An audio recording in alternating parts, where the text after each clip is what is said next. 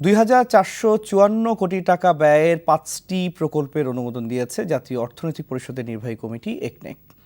একনেক সভাপতি ও প্রধানমন্ত্রী শেখ হাসিনার সভাপতিত্বে আজ পরিকল্পনা কমিশনে অনুষ্ঠিত একনেকের নিয়মিত বৈঠকে এসব প্রকল্পের অনুমোদন দেওয়া হয়।